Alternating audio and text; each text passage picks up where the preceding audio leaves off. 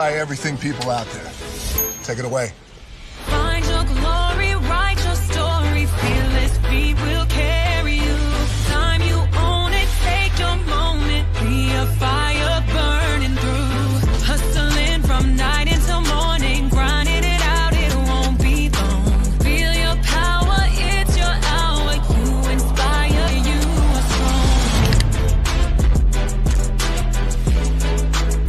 strong. Enjoy your Zoa. No applause? You're all fired.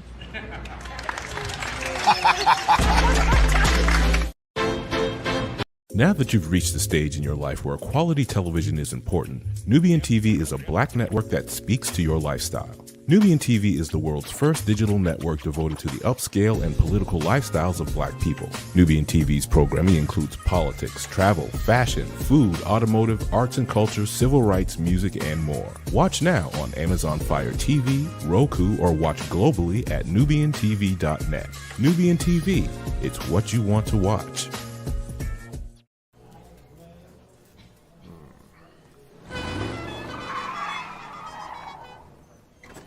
Come with me if you want to live a more delicious life. Oh, maybe we should get in the van.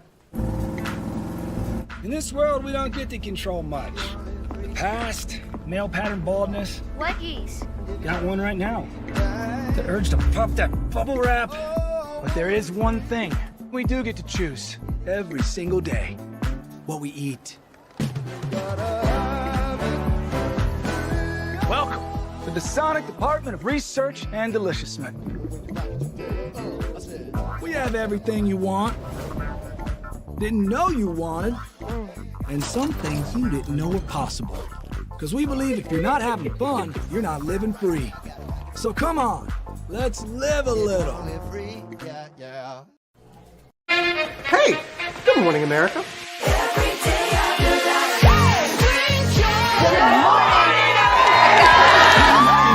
Good morning, America. Good morning, America. Good morning, America. Money! Are you ready? They are ready. Covering the biggest events in the country right now. There's a lot going on here this morning. It's always a good time. That's what the show's about. That's good. Really good. Very good. Coming in hot, Jimmy, coming in hot. It's far from elementary. Oh. Good morning, America. I'm not going to try to strut like Michael or anything. I have known George a long, long time. Have you ever gotten him to dance? Look at that face. You don't just see it, you feel it. I'm in. I'm in. I'm in. I'm in too. I'll be there. I am here and so happy. I'm in. I'm in too. I'm in. That tells you something when Snoop Dogg's in. Michael, George, where? Ginger.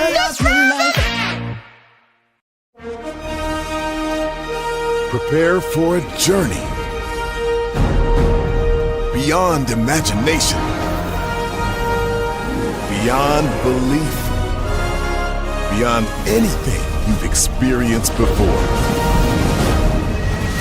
Universal Epic Universe, a new theme park where you'll step through extraordinary portals to 5 immersive worlds. Prepare for a cosmic voyage of discovery, an isle of fire-breathing excitement, a shadowy world of monsters and mystery, new wonders in the wizarding world, and a new way to play. Plus the splendor of a magnificent resort hotel overlooking the park. It's all new excitement at Universal Orlando Resort. A week's worth of vacation thrills with 4 amazing theme parks, a variety of spectacular themed hotels, and incredible dining and entertainment. It's all at Universal Orlando Resort, where you'll find new adventures every day. Explore the astonishing worlds of Universal Epic Universe at Universal Orlando Resort.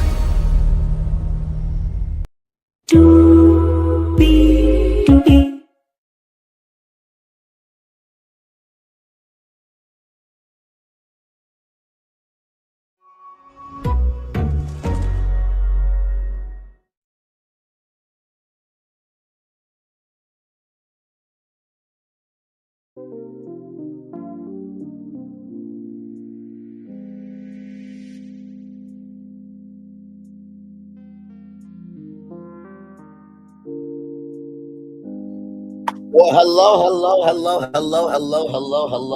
to you,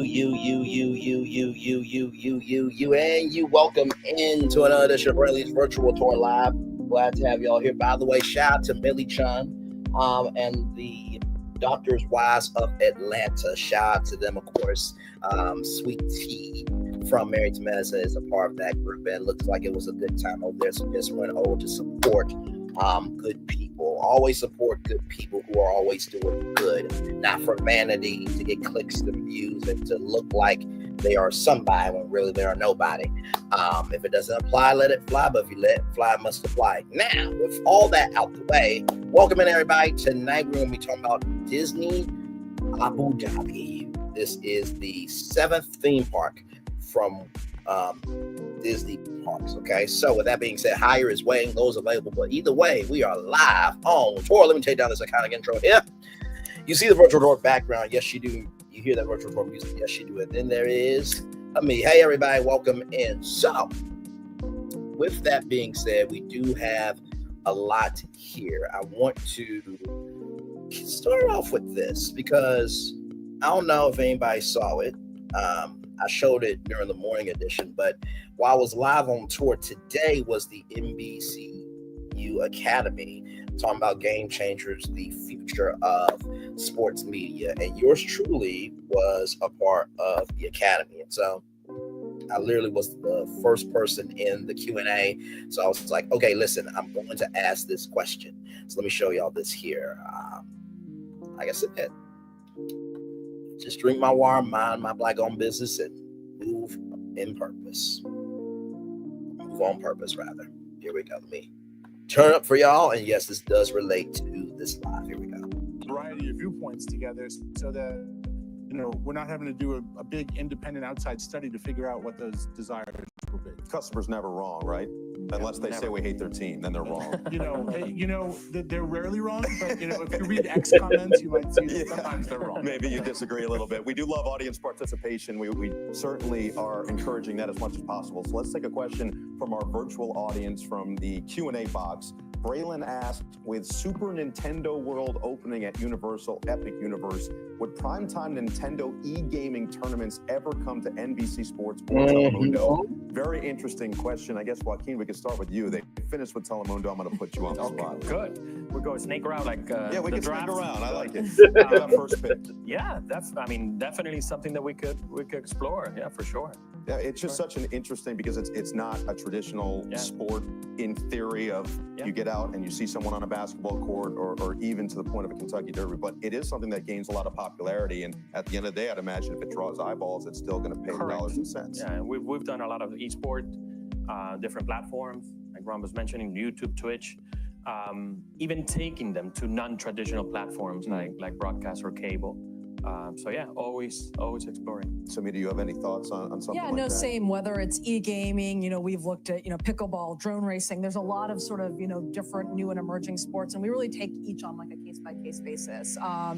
And, who's the audience? How does that compare to our existing audience? Sometimes it's good to have some overlap. Sometimes it's good to have a totally new audience, and we really look at that. And also, what's the right platform? Is this something that we should put on TV? Is this something we should put on streaming?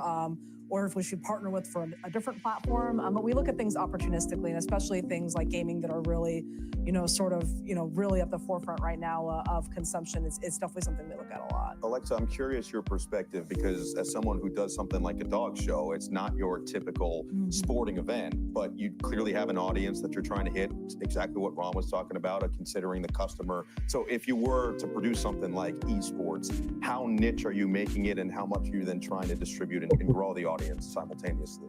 Yeah, I think like the Derby, you want to strike the right balance, right? You want to make the diehards feel seen. You want to make the casuals like learn something. My approach to any broadcast is always, make me smarter, make me smile and make it stick. So if I can find the right balance of that through storytelling, I think it doesn't really matter what the content is. I like that. Let's go to another audience question right here at CNBC. State your name and your school and fire away.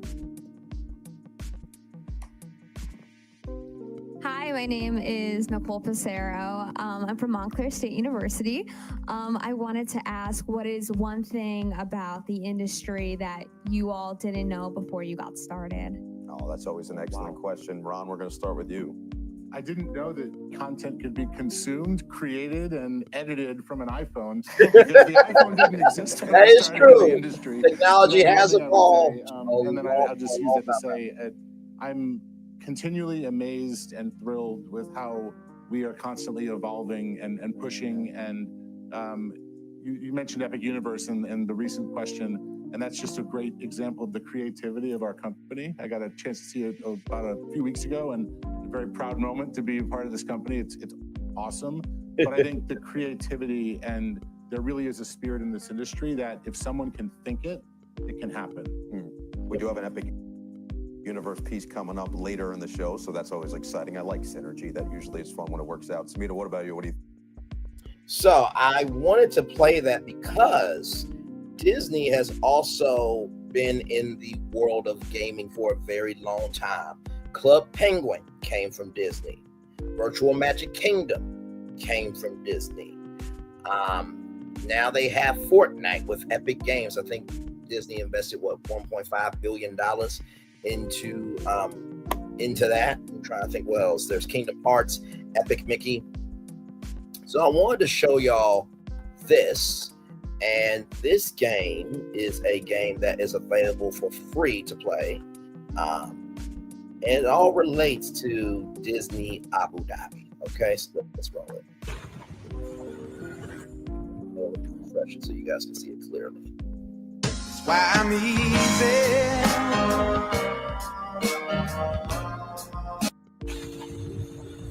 So I guess it's going to be clear.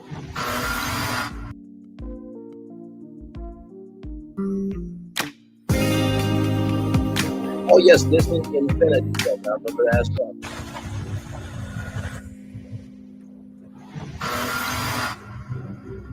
Oh, and Toontown Online. That's it.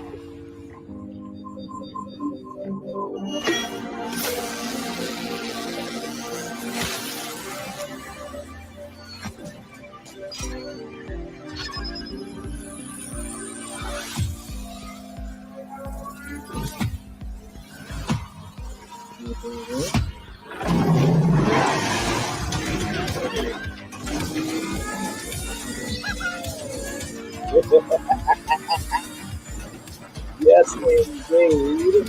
I haven't raced on that cup yet.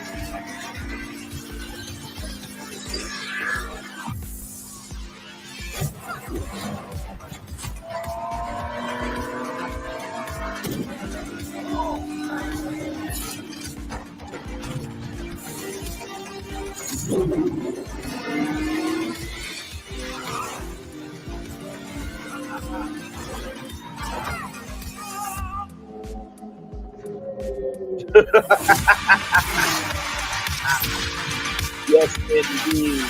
So that is Disney Speed Store. Okay.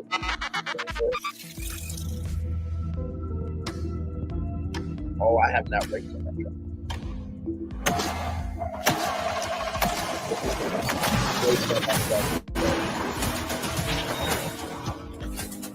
It looks like a cool track, man.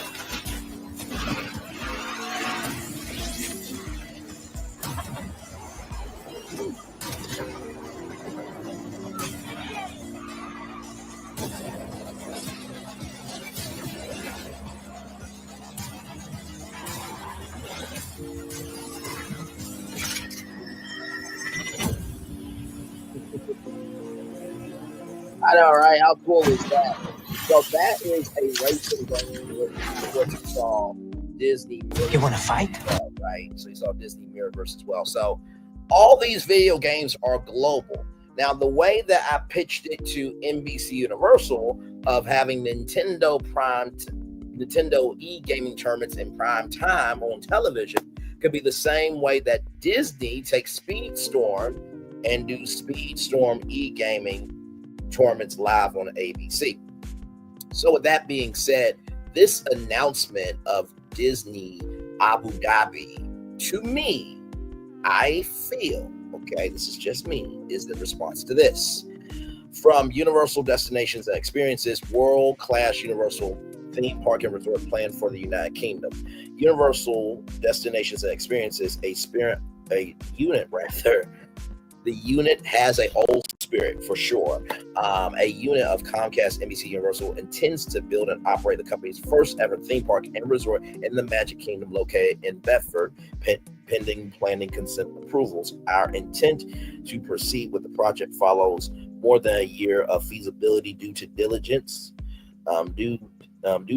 and close engagement with local and national stakeholders, as well as members of the local surrounding communities.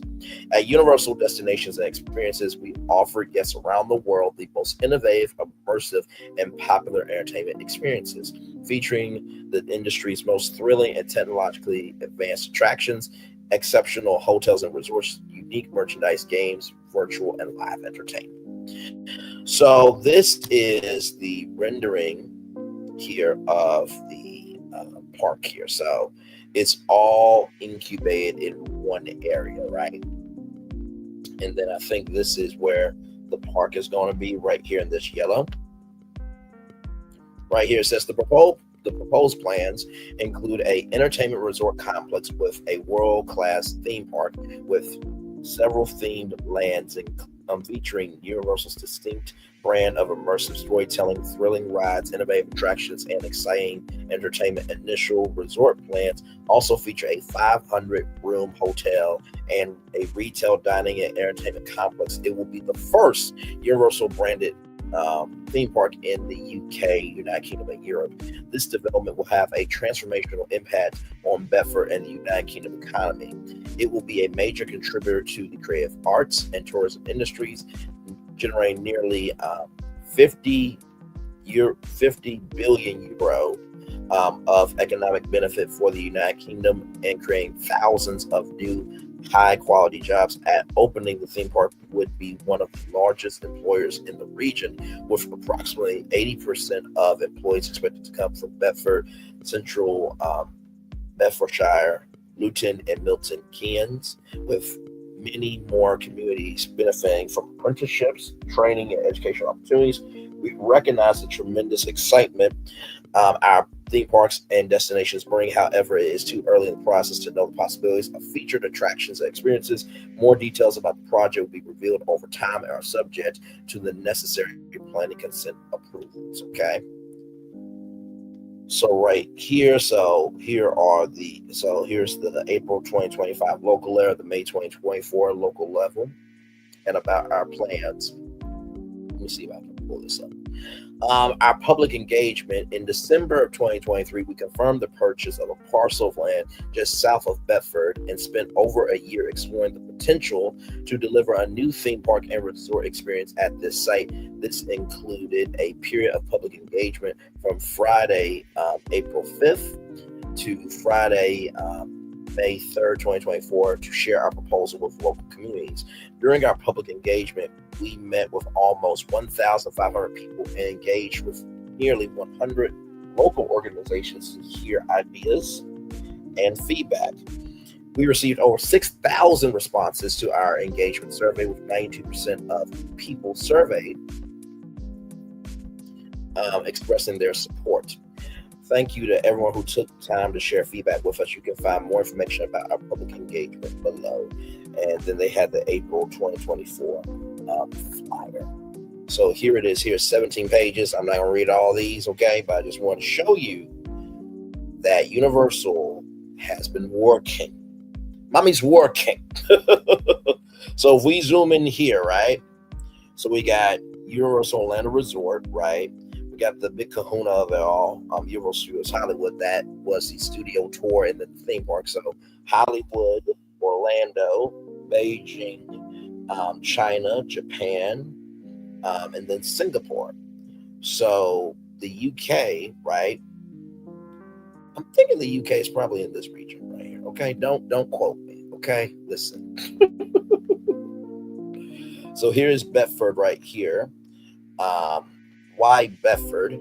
The site is located to the south of Bedford Town Center, with near Kensington, Hardwick, and located between the villages of Wickham's, Stewart By, and Wooten. It includes the former Kempston Harwick Bricks Works site, as well as some fields to the south, none of which form part of the Greenbelt.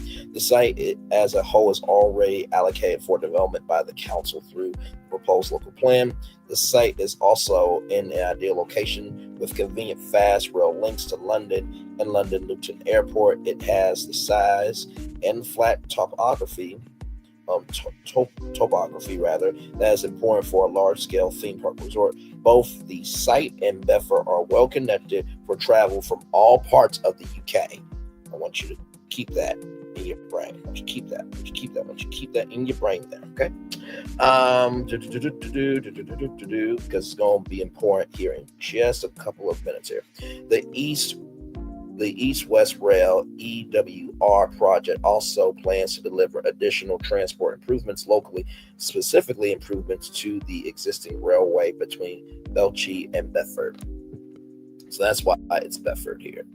Then, of course, it talks about the economy, the case study, our planning process, our proposal. And then you see phase 1 here. So wherever you see TP, which I see TMP, right? That's temporary construction. But where is...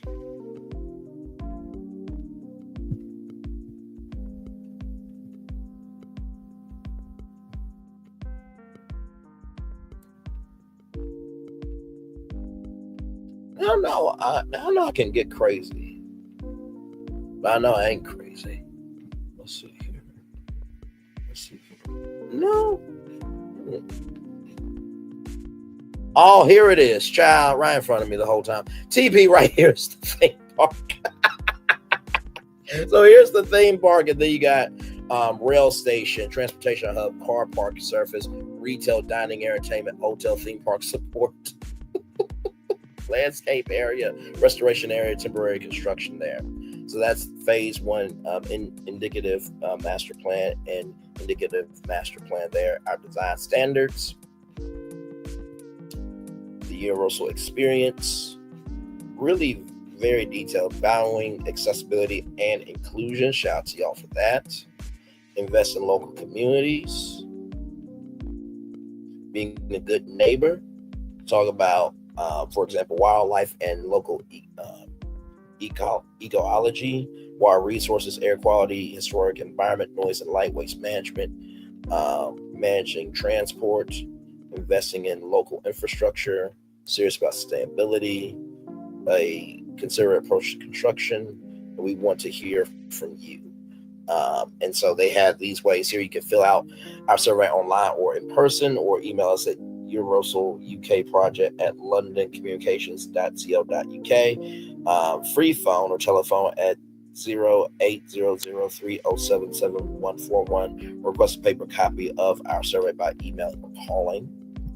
And that is the potential theme park and resort project there. Now, of course, you're wondering what's going to be in Universal Great Britain. I got you. Shout out to Orlando Park Stop, a great platform, by the way.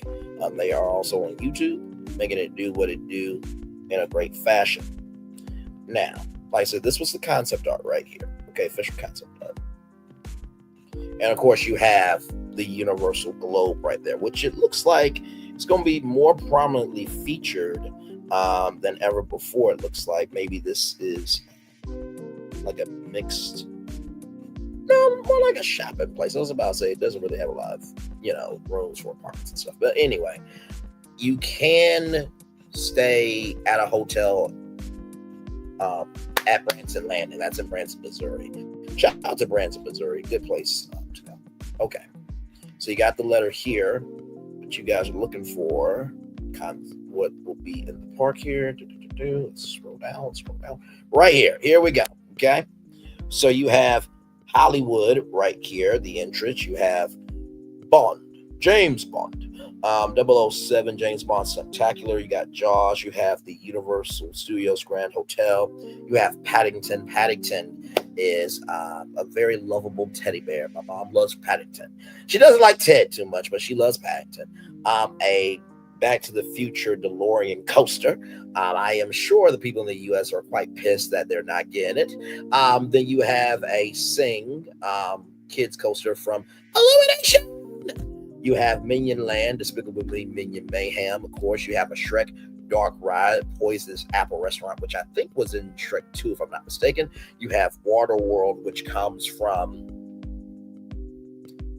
Universal Studios Hollywood, I think.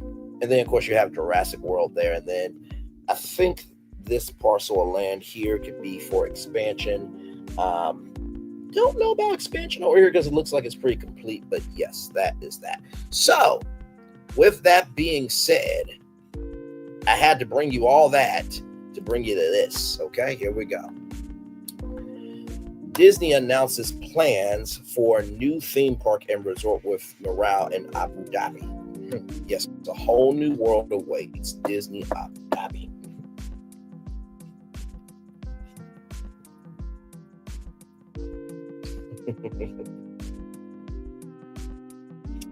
You know, it's really wonderful to check in on people and still see that they're good people. They haven't changed just to still exist on a platform. It's a nice feeling to experience there. All right. Here we go from Disney Parks blog. As our 7th theme park destination, it will rise from this land in spectacular fashion, blending contemporary architecture with cutting-edge technology to offer guests deeply immersive entertainment experiences in unique and modern ways. Robert A. Iger, Chief Executive Officer, CEO of the Walt Disney Company, the Walt Disney Company and Morale, Abu Dhabi's leading creator of immersive destinations and experiences, announced an agreement to create a landmark Disney theme park resort in Abu Dhabi, United Arab Emirates. The waterfront resort will be located on Yas Island. Anytime I think of that, hang on. I gotta do it, y'all. I gotta do it. I just have to do it.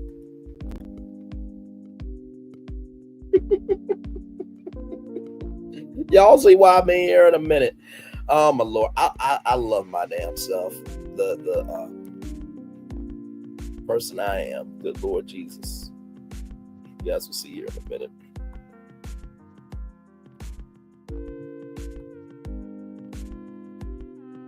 This meme has been seen so many times. Yes!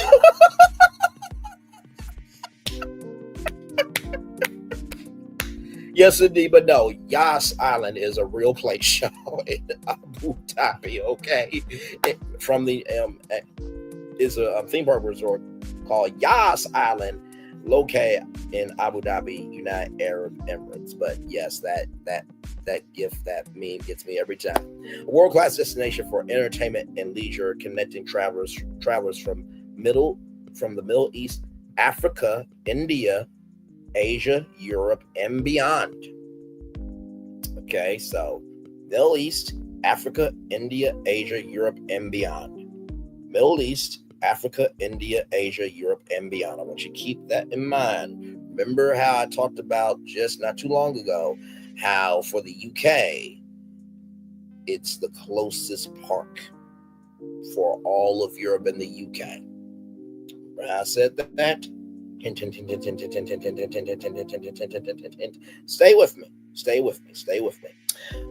This 7th Disney theme park resort will combine Disney's iconic stories, characters, and attractions with Abu Dhabi's vibrant culture, stunning shorelines, and breathtaking architecture.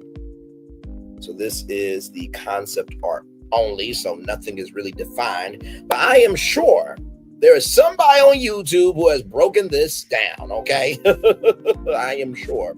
Abu Dhabi is a place where heritage meets innovation, where we preserve our past while designing the future. His Excellency Mohammed Khalifa Al Mubarak, chairman at Morale, said the collaboration between Abu Dhabi and Disney demonstrates the remarkable results of combining visionary leadership and creative excellence.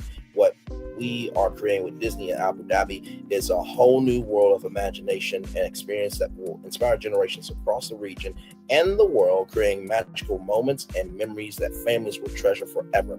Through the development of unique attractions and experiences, Abu Dhabi continues to be a destination of choice for the world. The new resort will be fully developed and built by Morale. Disney and its legendary Imagineers, well, that is questionable because that's an eye of the beholder, depending on who you ask, but let's roll on, will lead creative design and operational oversight to provide a world-class experience. Morale, which has developed a number of family entertainment destinations on Yas Island, Abu Dhabi, in collaboration with American and European brands, will operate the resort. So this is a structure. We don't know what the structure is. And y'all know that this right here is very disconic. I didn't say iconic, I said disconic, because you see this in the beginning of the opening for any Disney movie, that castle and that magic that floats above the castle. Yes, indeed. This is a thrilling moment for our company as we announce plans to build an exciting Disney theme park in Abu Dhabi, whose culture is rich with an appreciation of arts and creativity, said Robert A. Iger, Chief Executive Officer of the Walt Disney Company. As our 7th theme park destination, it will rise from this land in spectacular fashion, blending contemporary architecture with cutting-edge technology to offer guests deeply immersive entertainment experiences in unique and modern ways. Disneyland Abu Dhabi will be authentically Disney and distinctly Emirati. Now, if you're wondering, wait a minute, how come I've heard that phrase before? It will be authentically Disney and distinctly Chinese, or distinctly Shanghai, when Shanghai Disney Resort came about, right? So, an oasis of extraordinary Disney entertainment at this crossroads of the world that will bring to life our timeless characters and stories in many new ways. It will become a source of joy and inspiration for the people of this vast region to enjoy for generations to come. A play on words of, to all who come to this happy place, welcome. Disneyland is your land. And this will be a source of joy and inspiration for all the world to come. Thank you. That was the words of Walt Disney. Okay. Branding is everything, ladies and gentlemen. Okay. All right. Now we'll have to say this is pretty cool. I'm not gonna sit here in front. Meanwhile, Bob Iger and Josh Shamar was there. Were y'all able to watch a Disney movie? On that big screen, first of all, that is iconic. That's disconic, rather. I'm just gonna say, if I was there, I would be like, y'all, hang on, you know what? This is what I'll do. I'll be like, can y'all believe this ish? Can y'all look at this? Look at it. Look at this. Look at this. Hang on. You hold my phone, and then just back out, and then you see this perfection. But there's a bigger play here. Okay, there's a bigger play. Let's roll on.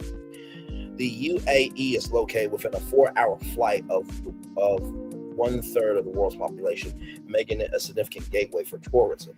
The UAE is home to the largest global airline hub in the world, with 120 million passengers traveling through Abu Dhabi and Dubai each year.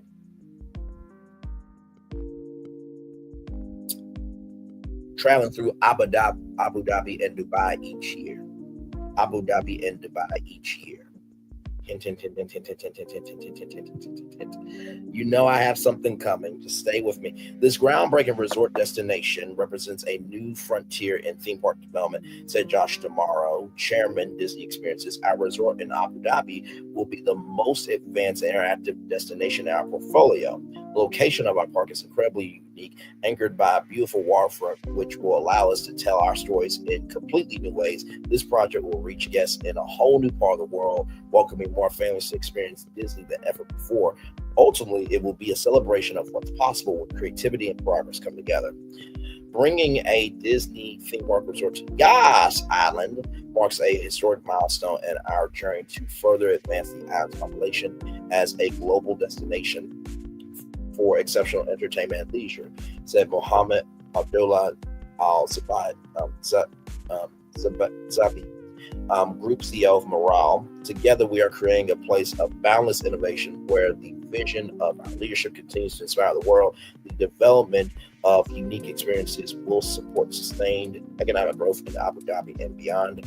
Upon completion, the new theme park resort will offer signature Disney entertainment, themed accommodations, unique dining and retail experiences, storytelling in a way that celebrates both the heritage of Disney and the futuristic and cultural essence of Abu Dhabi. Now, I know that was a lie. Don't worry, we're going to watch the video here in just a second. You will see it here in just a second. But I want to go back just for a minute.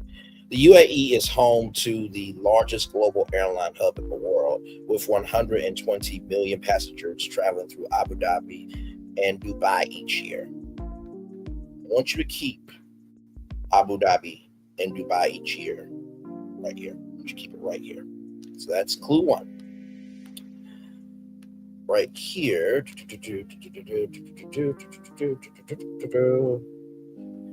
Connecting travels from Middle East, Africa, India, Asia, Europe, and beyond.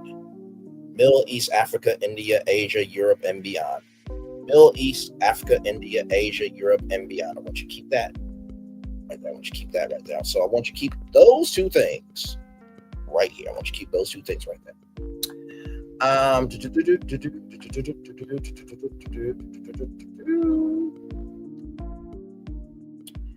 And by the way,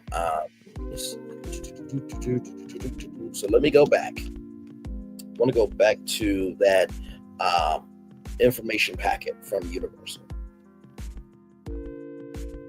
Right here. Let's look at this here.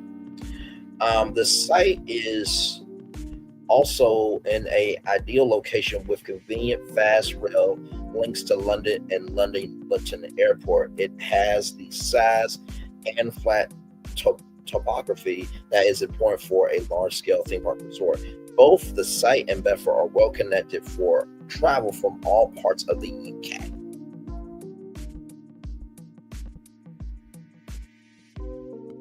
So 120 million passengers travel through Abu Dhabi and Dubai each year.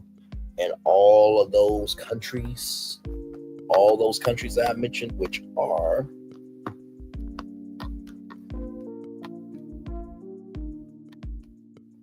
Middle East, Africa, India, Asia, Europe, and beyond, right?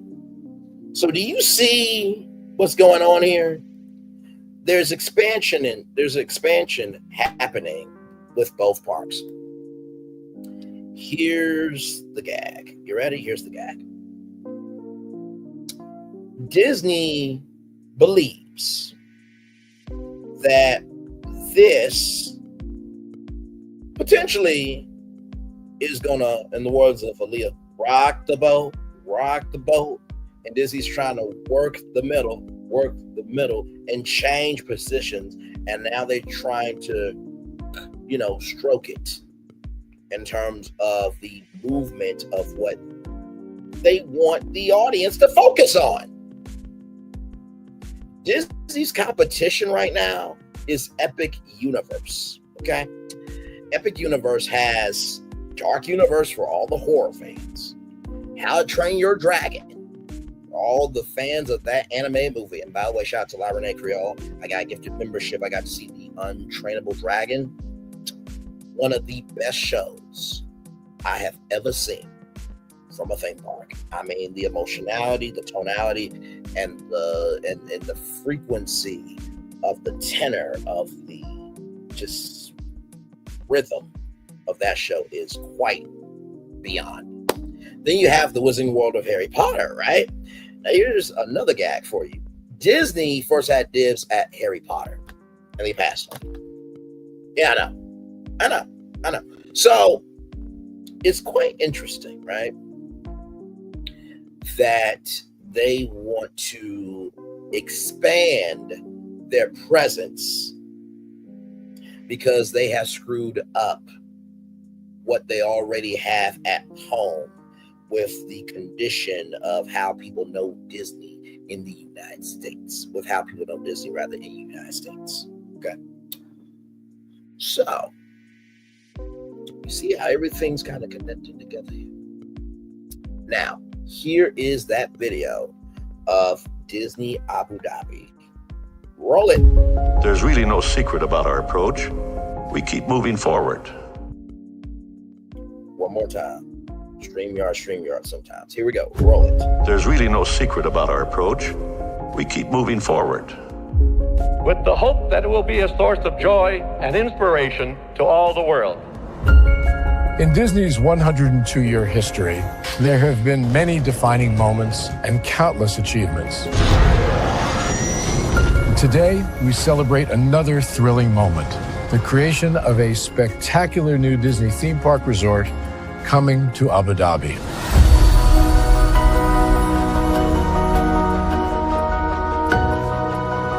Abu Dhabi is a place where heritage meets innovation, a place where we preserve our past while designing the future. Bringing a Disney theme park resort to Yas Island, Abu Dhabi, marks a historic milestone in our journey as a global family destination. The 7th Disney theme park resort destination represents a new frontier in theme park ambitions. Our resort in Abu Dhabi will be the most advanced and interactive destination in our entire portfolio. The location of our park is incredibly unique. It's anchored by a beautiful waterfront, which will allow us to tell our stories in completely new ways. Ultimately, this project will be a celebration of what's possible when creativity and progress come together. What we are creating with Disney in Abu Dhabi is a whole new world of imagination, an experience that will inspire generations across the region and the world. This collaboration represents a powerful fusion of Disney's unmatched legacy in storytelling and Mirar's commitment to bringing world-class entertainment to our guests. Abu Dhabi's vision for the future is to create a legacy for generations to come. Disneyland Abu Dhabi will be authentically Disney and distinctly Emirati. An oasis of extraordinary Disney entertainment at this crossroads of the world. It will bring to life our timeless characters and stories in many new ways, becoming a source of joy and inspiration for the people of this vast region to enjoy for generations to come.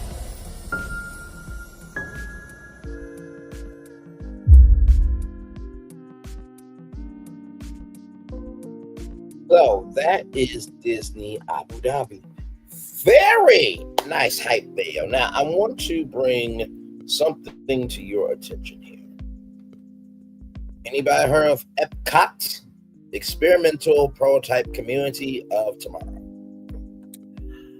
I'm going to bring them up right now because there's a thing that they have there at Epcot. You may know about it. You may not know about it. But at this point, you probably really ought to know about it because it's been around for a very long time. So this is a little something called World Showcase. So you got Canada, United Kingdom, France, Morocco, Japan, the American Adventure, Italy, Germany, China, Norway, and Mexico, right?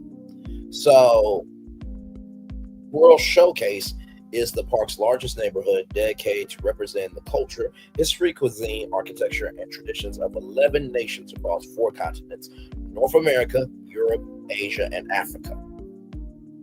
Each nation pavilion features attractions, shops, restaurants, and landscaping that celebrate or portray authentic settings from each country. Several pavilions also contain recreations inspired by existing buildings and landmarks such as the Eiffel Tower, Ishima Shrine, Hampton Court Palace, Château Laurier, Gold Star Church, St. Mark's Champanel, and the Tupika Mosque.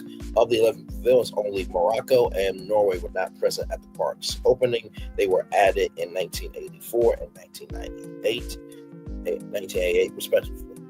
The Nation Pavilion surrounded the World Showcase Lagoon, a man-made lake located in the Central World Showcase, with a perimeter of 1.2 miles, 1.9 kilometers, which is the site of the park's nighttime fireworks display, Luminous, the Symphony of Us. No one likes that show. The best show was Illumination's Reflections of Earth. You should have never got rid of it, you dumb fucks at Disney.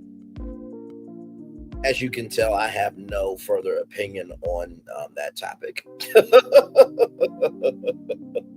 But I will say this, though, right? The reason why a lot of people love Illumination's Reflections of Earth was because, for one, it really brought the world together to showcase the power of diversity, equity, inclusion. Not so much for this, but for what people put into the world. And of course, one of the best intros of all time. On behalf of Walt Disney World, the place where dreams come true, we welcome you to Epcot and World Showcase. You can find the show on YouTube. I'm telling you, if you need a relaxer, there's nothing like putting that show on, having your headphones in, and going to sleep. Okay. And believe me, I'm speaking from experience. Now, I want to pay attention to this. Europe, Asia, and Africa. Okay? Just want to pay attention to that, because with the new Disney Abu Dhabi, right? The new Disney Abu Dhabi. Look at this here. Europe, Africa, and Asia. So instead of plusing the experience at World Showcase, now you're building a whole new theme park that connects the other countries that you have portrayed in the United States in the actual factual part of the world. So you mean to tell me you can put energy into this, but you can't put energy into making sure that the purposefulness of diversity, equity, and inclusion can't be top tier energy at World Showcase? Is that what we're doing? Is that what we're doing? Okay. Interesting. Okay.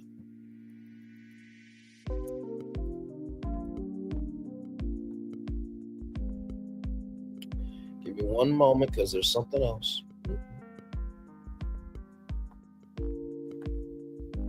Now, of course, you guys heard of Disney's Animal Kingdom, right? So they also have Africa, set in the fictional East African port village of Harambe, resembles local villages founded of Africa that were duplicated by Disney's Imagineers. Includes a fortress that was found in Zanzibar and a war-stained, crumbling old building that was found in Kenya. Harambe includes a hotel, restaurants, and an outdoor bar with live entertainment, different marketplaces, right? And then, of course, you have Asia, set in the fictional kingdom of Angkor, evokes the traits of Cambodia, India, Indonesia, Mongolia, Nepal, Thailand, and Tibet, China. The first expansion area added to Disney's Animal Kingdom in 1999, to use the word prince. Rest in peace to that brother, for sure. Anjabar translates to place of many delights in Sanskrit. According to the park's fictional history, Anjabar was established as a royal hunting preserve in 1544. Asia contains both the riverside village of Angkor and Zurikon, which is set in the foothills of the Himalayas. Shout out to Monsters, Inc. So it's interesting that they're creating a theme park in Abu Dhabi where, you know, you have a theme park in Asia, right? And you also have, but you don't have a theme park in Africa, though. And here's the thing, right? How I feel about this is, even though Disney Abu Dhabi, right, is going to connect travelers from the Middle East, Africa, India, Asia, Europe, and beyond. You got your Europe parks with Paris and hang on. I want to make sure I put some respect on these parks. Hang on. Disney's international parks.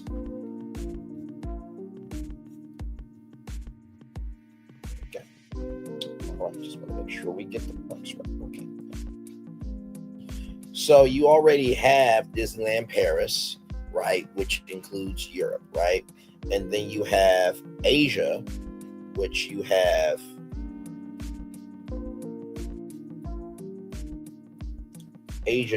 Shanghai, and Tokyo and Hong Kong, you have Japan, right? So you already have Asia and Europe.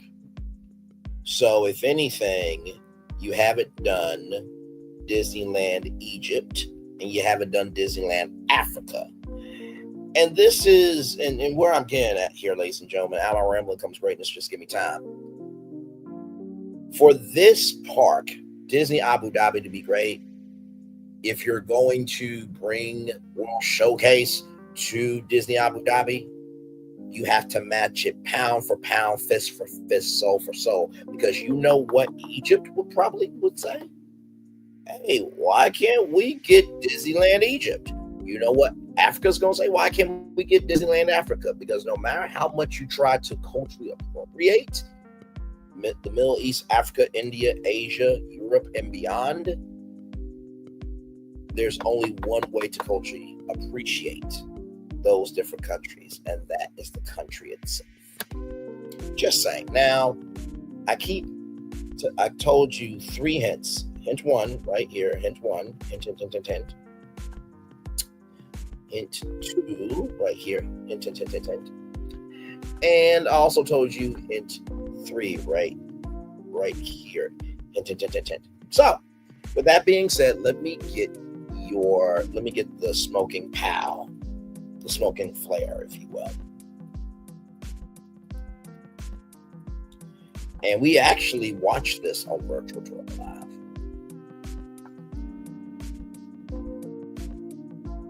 And like I said, I think that this will give some great context to Disney Abu Dhabi. So let's tune into my good friends from Review Time. If you are not subscribed to Review Time, like, comment, share, subscribe to Review Time.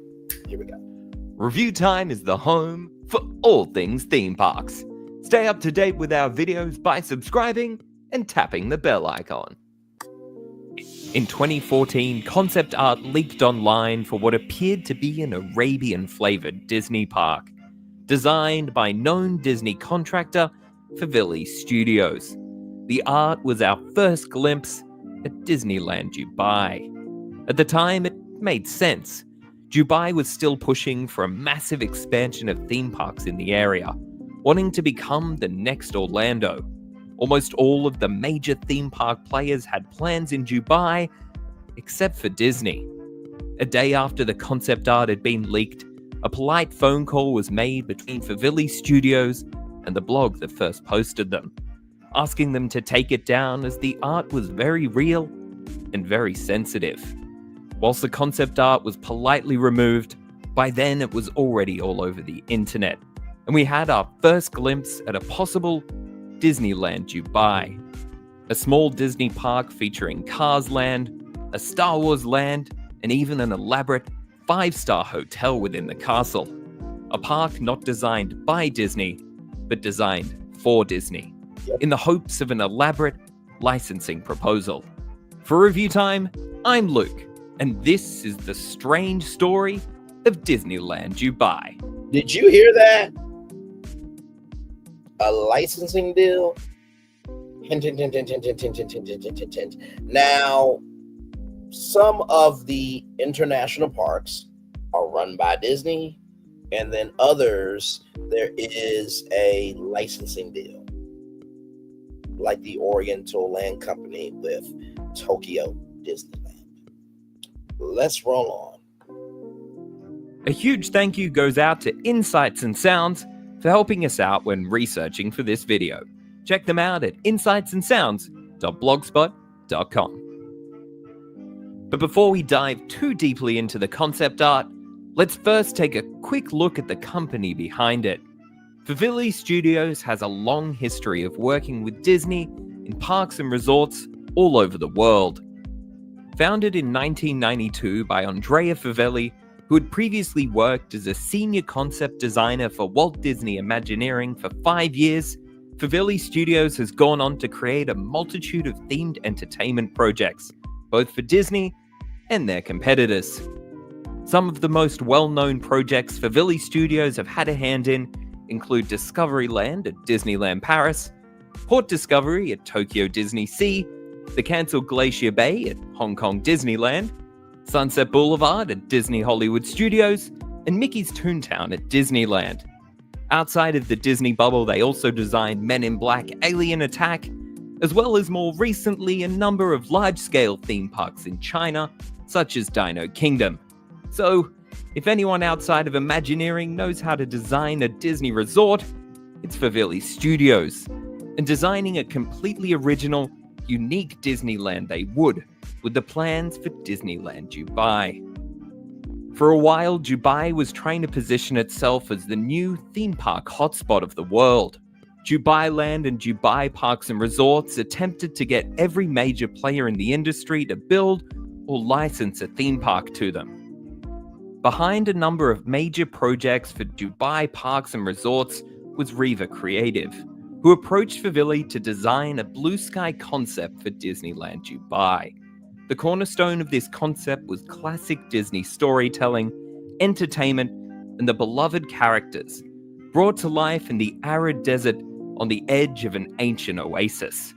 Or as Bob Iger might have put it, Authentically Disney and distinctly Arabian. The big differences in this park to the others around the world would have been immediately noticeable from first stepping into it. After being welcomed by a familiar Mickey floral face, you would have entered under the Arabian-styled train station, featuring a railroad that would have traversed throughout the entire park, often in the middle of lands rather than around a berm. Emerging on the other side of the station, you would have been in the park's main street, though rather than being themed to a turn-of-the-century American town, it would have been a mix of Shanghai Disney's Mickey Avenue, Mickey's Toontown, and the classic Fantasyland-styled buildings. One of the first things you'll notice when looking at concept art for this park is that close to 50% of it would have been contained within show buildings. This is due to the immense heat that the United Arab Emirates experiences for a large portion of the year. Now, wait a minute, did you hear that? Let's roll it back. Let me hang on, because I remember how Somali Queen told me how I can bump it up here. So let me do this. Options. Can we get the font size right there? Okay. There we go. Let's get that right there. Okay. So let's watch this again. Okay. Here we go. And the classic Fantasyland-styled buildings. One of the first things you'll notice when looking at concept art for this park is that close to 50% of it would have been contained within show buildings. This is due to the immense heat that the United Arab Emirates United Arab Emirates. One more time. And the classic Fantasyland-styled buildings. One of the first things you'll notice when looking at concept art for this park is that close to 50% of it would have been contained within show buildings. This is due to the immense heat that the United Arab Emirates experience. You guys, this is basically Disneyland Dubai. Except Disney did not work with Favili Studios, but they are working with Morale instead. As you can see here, the United Arab Emirates is home to the largest global airline hub in the world, with 120 million passengers traveling through Abu Dhabi and Dubai each year. The United Arab Emirates, United United Arab Emirates is home to the largest global airline hub in the world, with 120 million passengers traveling through Abu Dhabi and Dubai each year. The United Arab Emirates is the home to the largest global airline hub in the world, with 120 million passengers traveling through Abu Dhabi and Dubai each year. And the UAE is located within a 4-hour flight of one third of the world's population, making it a significant gateway for tourism. And right here, connecting travelers from the Middle East, Africa, India, Asia, Europe, and beyond. Did Braylon say the quiet part out loud? Did he say the quiet part out loud? Did he say the quiet part out loud? Let's listen to it a couple more times. Let's just make sure that this is not Braylon just doing the most, because he can't. Let's just make sure. Shanghai Disney's Mickey Avenue, Mickey's Toontown, and the classic Fantasyland-style buildings. One of the first things you'll notice when looking at concept art for this park is that close to 50% of it would have been contained within show buildings. This is due to the immense heat that the United Arab Emirates experienced. One more time. Mickey's Toontown and the classic Fantasyland-style buildings. One of the first things you'll notice when looking at concept art for this park is that close to 50% of it would have been contained within show buildings. This is due to the immense heat that the United Arab Emirates experienced. One more time for the one more time, and then we'll... Mickey's Toontown and the classic Fantasyland-style buildings. One of the first things you'll notice when looking at concept art for this park is that close to 50% of it would have been contained within show buildings. This is due to the immense heat that the United Arab Emirates experienced.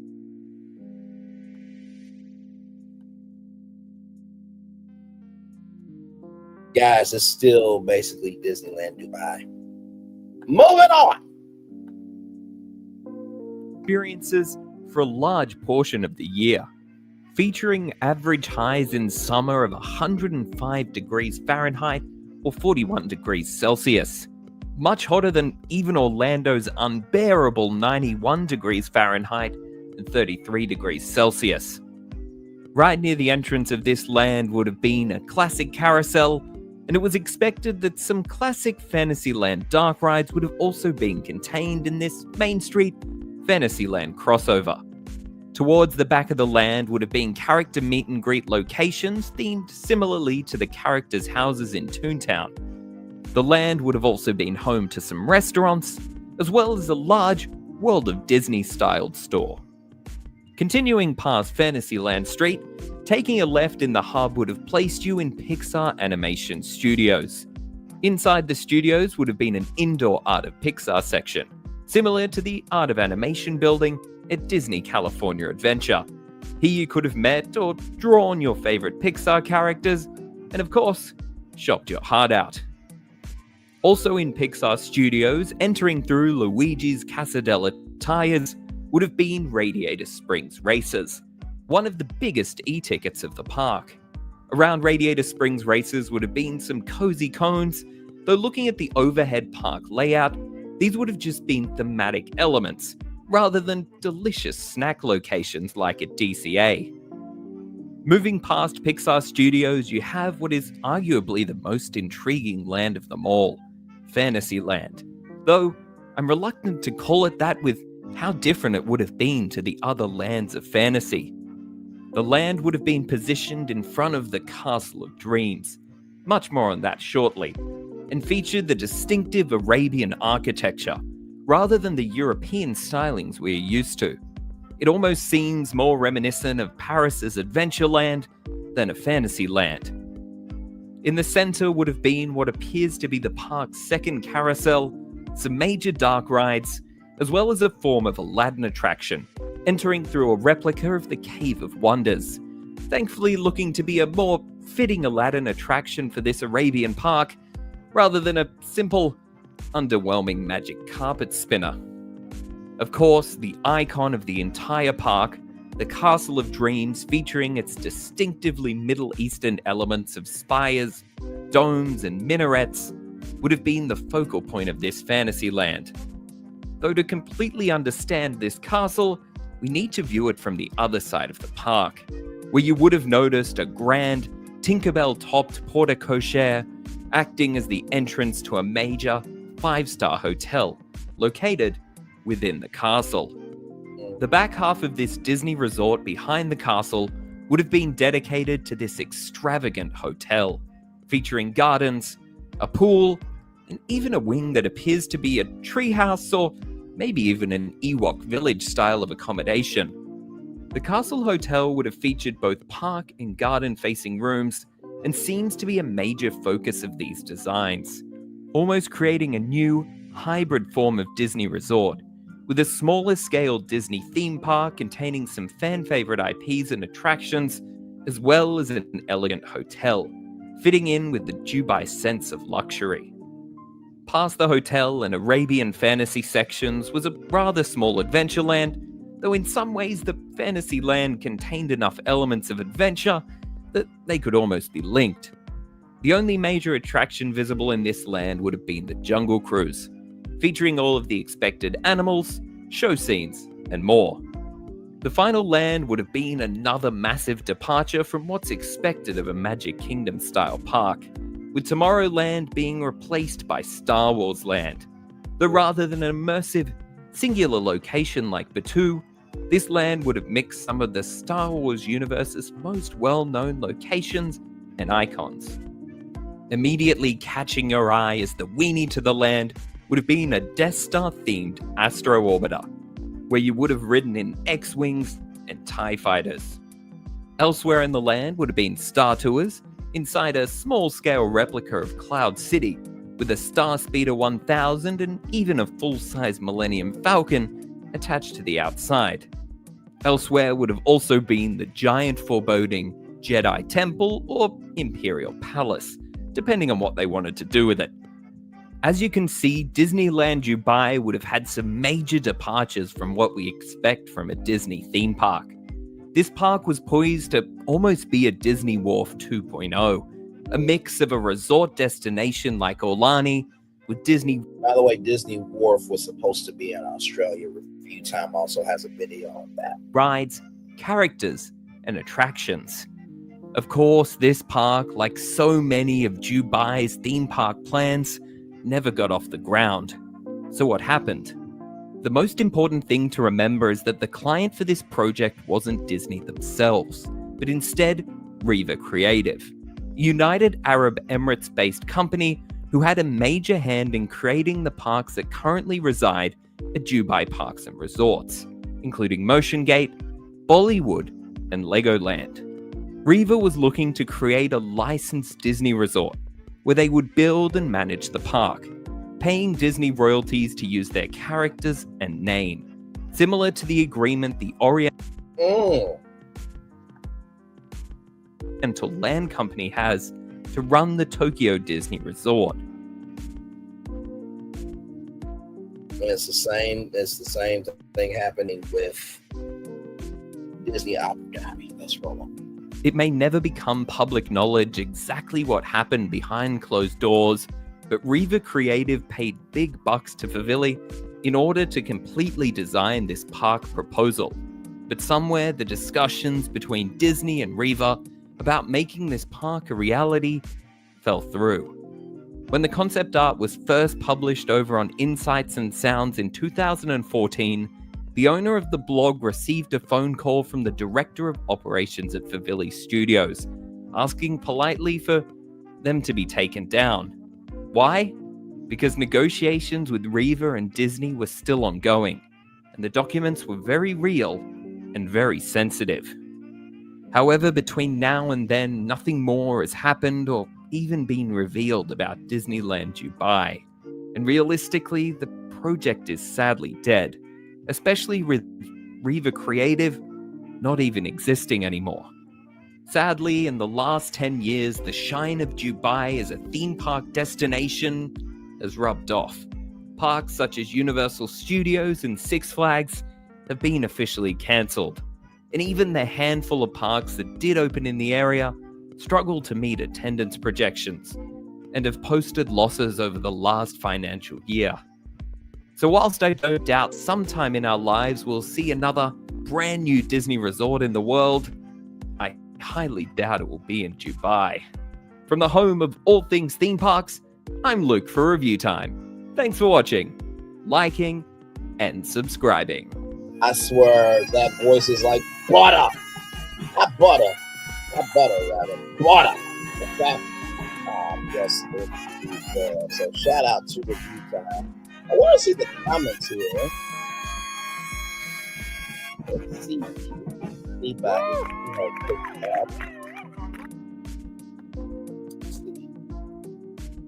Anyone here after the announcement of Disneyland Abu Dhabi?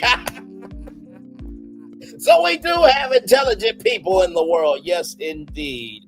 Yes, indeed. Yes, indeed. Right there. So wanted to bring that to you. Now, of course,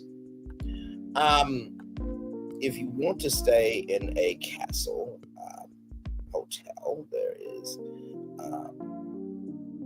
there is a castle hotel in Orlando.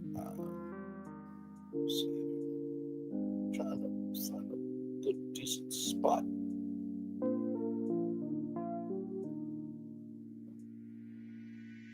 So this castle right here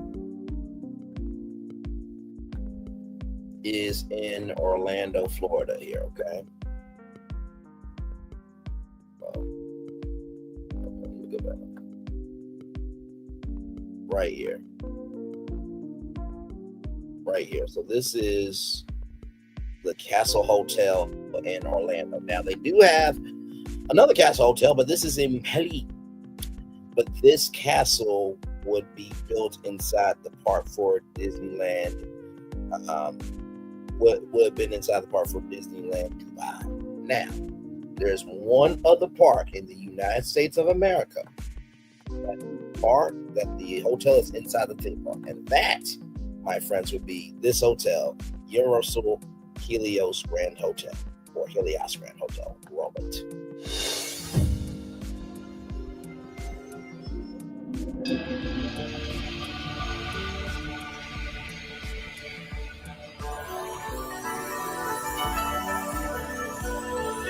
Because I want y'all to see it very clearly.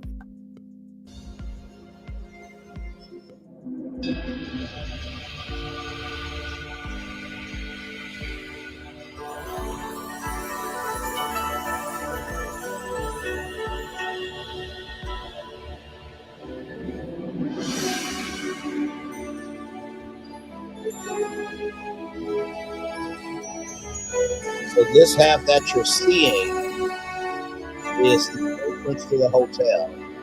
The other side is Epic. So the hotel is inside the park.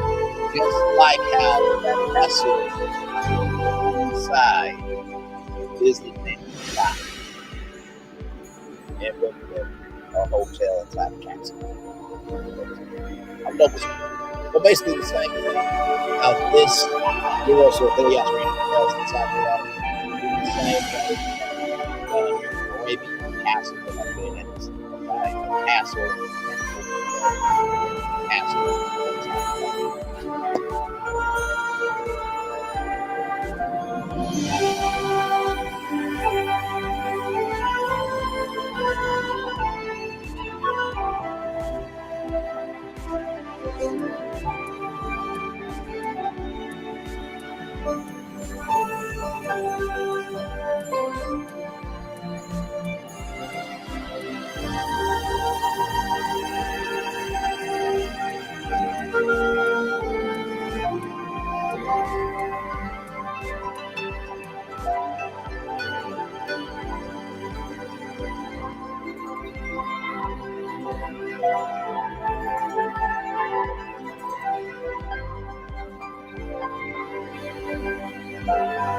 Never seen it.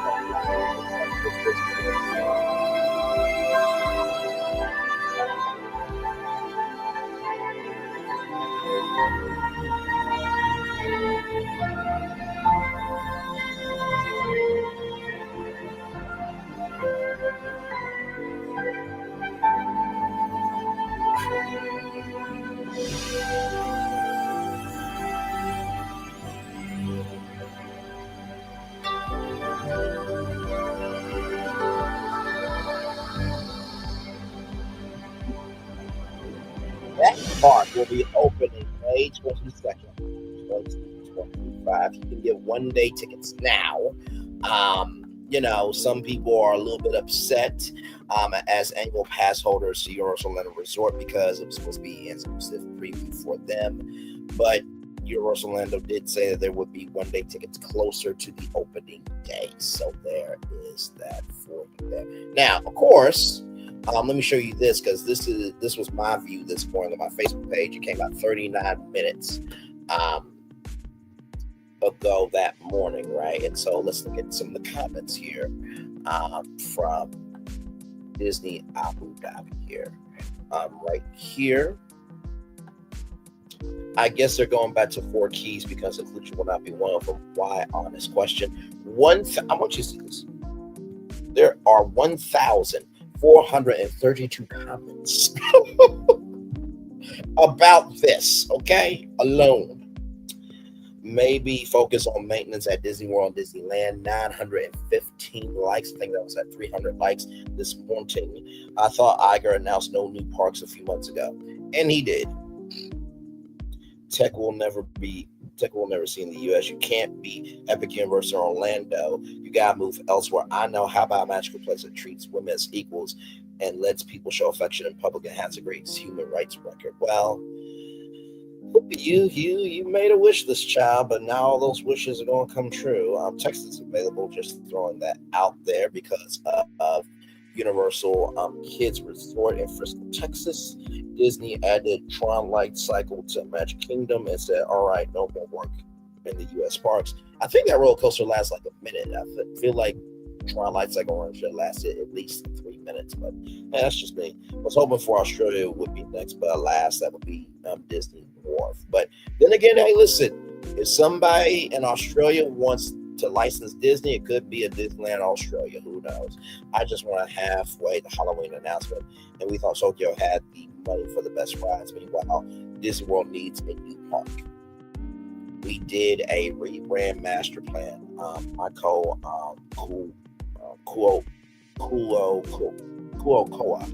we did a whole rebrand master plan right here on Braylon's Virtual Tour Live. So, yes, indeed, there. So, with that being said, of course, there was a lot of news, throughout, mainstream media. And one of those was Good Morning America. Take a look at this. I'm scared. But when Verizon announced that I could lock in a low price for 3 years, I mean, yeah, that's what I'm talking about. Can you hear me now? Whatever you're doing, stop right now because we have a brand new announcement from our parent company, Disney. A whole new world is being revealed, and it's in Abu Dhabi, where Rebecca Jarvis is for us this morning. Good morning, Rebecca. Good morning, Robin. Yes, this is very, very exciting. I am standing here on Yas Island in Abu Dhabi, where Disney's 7th global theme park will be built. And I sat down with our CEO, Bob Iger, to talk about this whole new world. So I'm excited for the UAE and Abu Dhabi. Bringing a Disneyland to a land in the world is, I think, a big deal, and it makes a big statement. And it's just a great moment. A new chapter of Disney storytelling begins. Rewriting a land known for its architecture, culture, coastlines, and desert. The Walt Disney Company chair and CEO Bob Iger says there's already excitement brewing here in Abu Dhabi. You start thinking about what is possible, actually envisioning a castle rising up, in this case, from the sand and also being on the water. I heard you say castle, so you're confirming there's going to be a castle, Bob. Yes, I'm confirming that, but we've decided that we want to build a very modern Disneyland. It will obviously incorporate a lot of our intellectual property and some of the typical stories that we tell in our theme parks. So this is the rendering we have. I'm smiling because it makes me smile. Yes. So that rendering depicts the land on Yas Island in Abu Dhabi. We haven't decided everything that will go into it, but we do know it will be anchored by a castle. And again, the modernization that is Abu Dhabi, the castle will be the first real modern castle that we built. And this is it, the start of a brand new park here in Abu Dhabi. I am standing 8,400 miles away from Anaheim, California, the site of the very first Disneyland that opened in 1955. Why here in Abu Dhabi? The UAE and Abu Dhabi is a crossroads of the world. This is a hub in many respects, but also because it is located where it is, it's accessible to so many different regions, places where we typically have, only scratched the surface in terms of attendance to our parks. With 6 theme parks across 4 countries around the globe, Abu Dhabi in the United Arab Emirates will soon become lucky number 7. This project has been simmering since 2017, but crystallized after Iger's visit to the region last year, when he found there was already a lot of excitement surrounding Disney. This is a place that has a very ambitious and very exciting vision for its future. So this will give us an opportunity to build something very, very high quality, as evidenced by so much of what's already been built here, but also the most technologically advanced theme park that we've ever built. Disney partnering with Miral, the operators of world-class immersive experiences and attractions in Abu Dhabi. Miral will oversee the development and building of Disney's resort. The minute you drive into Abu Dhabi, you see your signs all along the side of the freeway. Miral, Joy. Tell me a little about your company and what you aim to do with Disney. Our company is based on creating smiles. We're here to create happiness. And this is what Disney is all about. What I truly love about Disney is that it engulfs you in their magic. I'm passionate that we are here building something that is for the next generation. It's a legacy piece. We are a part of something great. And this is not the Miral chairman's first encounter with Disney. His earliest experience was as a child, asking his mother to go to Disney World in Orlando. One day, it was a Thursday night, and she walked in and she said, "Everybody, pack your bags. We're leaving tomorrow." I said, "Where are we going?" And she goes, "We're going to Disney World." It was around 9 o'clock at night, and the room lit up. Now he aims to bring that same spirit and excitement to millions here. What is the timeline for this project? Is there a timeline? Yes, there is. As fast as possible. I think it's imperative for us to bring these new experiences to the region and the world. And of course, we're not going to compromise on quality. We're going to make sure that what we built here in Abu Dhabi is going to be special, and it's going to create everlasting smiles and memories for every visitor to come here. Iger saying he loves that people have high expectations of Disney. They're always asking, what will Disney think of next? Only Disney could think of that. And actually, we set the bar high for ourselves too. How can we be not just different, but different and better? And in many respects, that's what that is. And what comes next puts a smile on Iger's face today. Looking forward to being invited to the opening. Oh, likewise. I'm going to see you in the castle.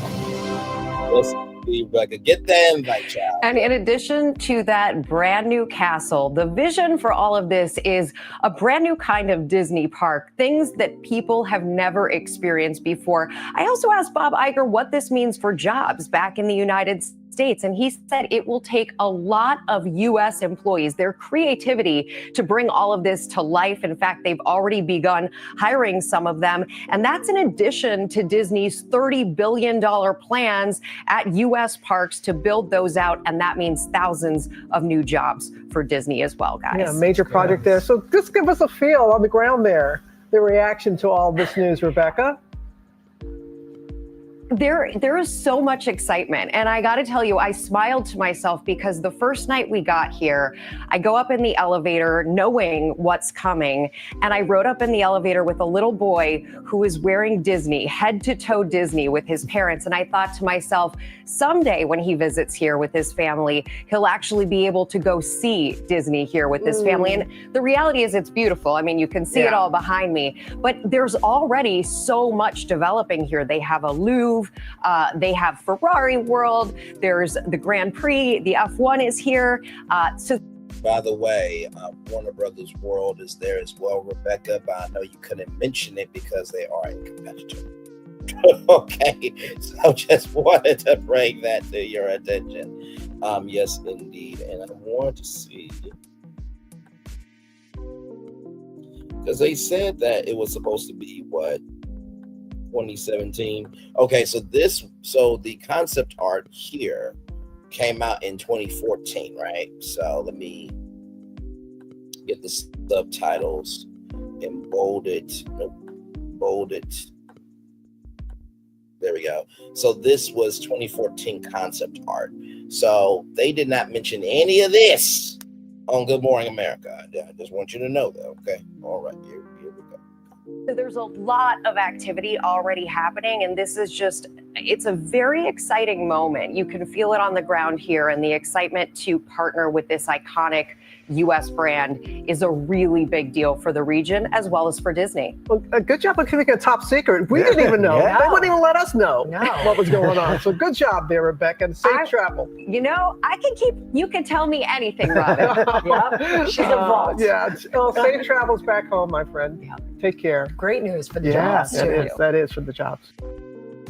Yes, indeed. Thank you to Robin, George, Michael, Lara, and Rebecca. You can catch them weekday mornings from 7 to 9 a.m. only on ABC. Yes, indeed.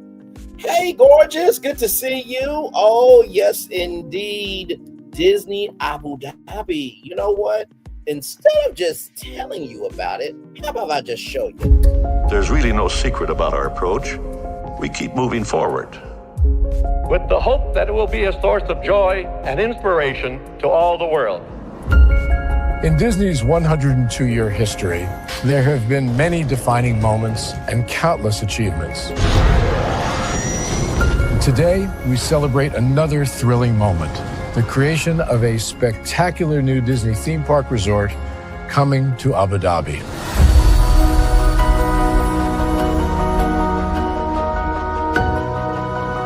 Abu Dhabi is a place where heritage meets innovation, a place where we preserve our past while designing the future. Bringing a Disney theme park resort to Yas Island, Abu Dhabi marks a historic milestone in our journey as a global family destination. The 7th Disney theme park resort destination represents a new frontier in theme park ambitions.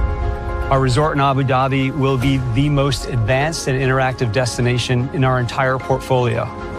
The location of our park is incredibly unique. It's anchored by a beautiful waterfront, which will allow us to tell our stories in completely new ways.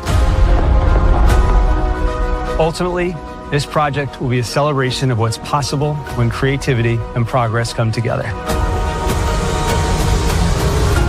What we are creating with Disney in Abu Dhabi is a whole new world of imagination, an experience that will inspire generations across the region and the world. This collaboration represents a powerful fusion of Disney's unmatched legacy in storytelling and Miral's commitment to bringing world-class entertainment to our guests. Abu Dhabi's vision for the future is to create a legacy for generations to come. Disneyland Abu Dhabi will be authentically Disney and distinctly Emirati. An oasis of extraordinary Disney entertainment at this crossroads of the world. It will bring to life our timeless characters and stories in many new ways, becoming a source of joy and inspiration for the people of this vast region to enjoy for generations to come.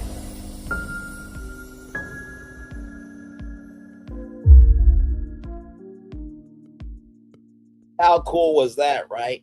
I do not know. I just checked your message. I'll try to contact her tomorrow and see what's going on. Hopefully everything is okay with La Capitan, or El Capitan, rather. So yes, indeed. Listen, Disney Abu Dhabi is going to be big, but really is Disneyland Dubai. There was concept art, leaked in 2014 from Valley Studios that was supposed to have a Disneyland in Dubai. The plan got shut down. And now all of a sudden there's Disneyland Dubai. But also, too, Disney has competition. there's a little something that's opening May 22nd, 2025, and it's this. Roll it. Prepare for a journey beyond imagination, beyond belief, beyond anything you've experienced before. Universal Epic Universe, a new theme park where you'll step through extraordinary portals to 5 immersive worlds. Prepare for a cosmic voyage of discovery, an isle of fire-breathing excitement, a shadowy world of monsters and mystery, new wonders in the wizarding world, and a new way to play. Plus the splendor of a magnificent resort hotel overlooking the park. It's all new excitement at Universal Orlando Resort. A week's worth of vacation thrills with 4 amazing theme parks, a variety of spectacular themed hotels, and incredible dining and entertainment. It's all at Universal Orlando Resort, where you'll find new adventures every day. Explore the astonishing worlds of Universal Epic Universe at Universal Orlando Resort. No matter how much Disney Abu Dhabi is going to be big, Disney's main battle right now is to not be lost in the sauce with what you just saw when that opens May 22nd, 2025. That is Universal's Epic Universe, everybody. Now, of course, there was an interview on CNBC. We will watch that. How about right now? Wait for it, roll it. Right now, David Faber joins us right now with that. Good morning, David. Yep, we're going to have some special guests as well for you, Becky. You guys have been covering Disney's earnings this morning, of course, better across the board, direct to consumer looking quite strong as well, and the parks and experiences holding up. Well, on that note, we have the news to share that the Walt Disney Company and Miral announced plans for a Disney theme park and resort in Abu Dhabi. It would be the company's 7th theme park resort, and it will be, as you'd expect, of course, all things Disney, including a lot of new experience as well. So let's get to this news and let's find out exactly what's going on behind it. Joining me now is Disney CEO Bob Iger and Josh Tomorrow, the chairman of Disney Experiences. Both gentlemen, of course, are in Abu Dhabi. Guys, good to have you this morning. And congrats on the announcement. Bob, let me just start with you. Of course, why Abu Dhabi? Why now? Well, first of all, let's start with the region, then we'll focus on Abu Dhabi. This, in many respects, is the UAE is the crossroads of the world.